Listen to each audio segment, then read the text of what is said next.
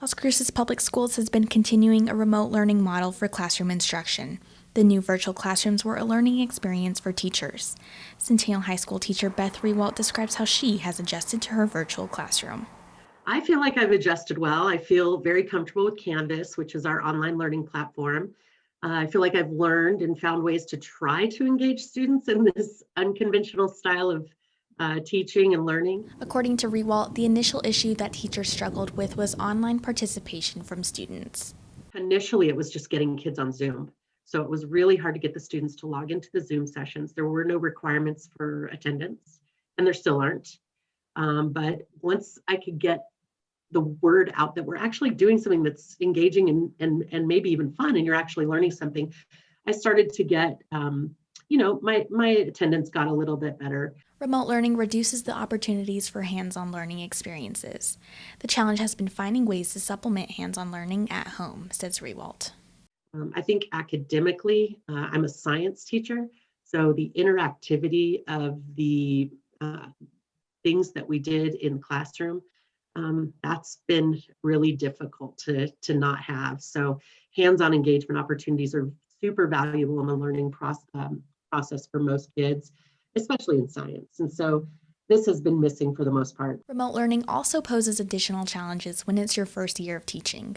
Alyssa Flores describes what her main struggle was during her first semester as a teacher. That was probably the thing I struggled with the most in the beginning, is trying to get them to come out of their shell, turn their cameras on, talk to me. And still, it's an everyday struggle, but they've gotten better. Flores has focused on establishing trust and support with her students. It's hard to tell kids, like, advocate for yourself, reach out to me, email me, contact me.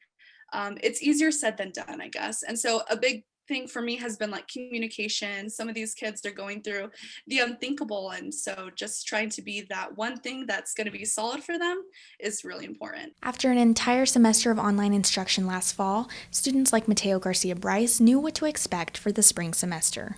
Last semester, it was relatively easy just because we were still getting used to it. We were still getting the hang of it.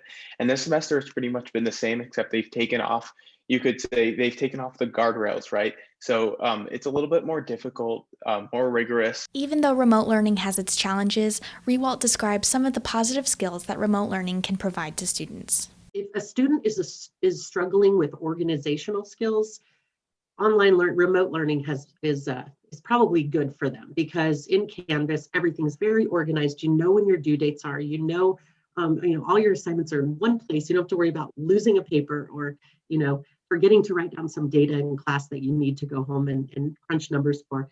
So I feel like if you struggle with organization, you probably benefited from this remote learning. Although this school year looks different for students, teachers are continuing to have a positive outlook on the situation, says Flores.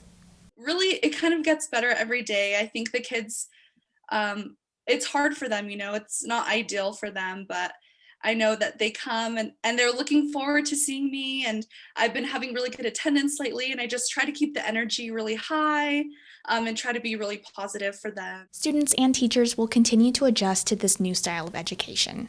For KRWG Public Media, I'm Sarah Rodriguez.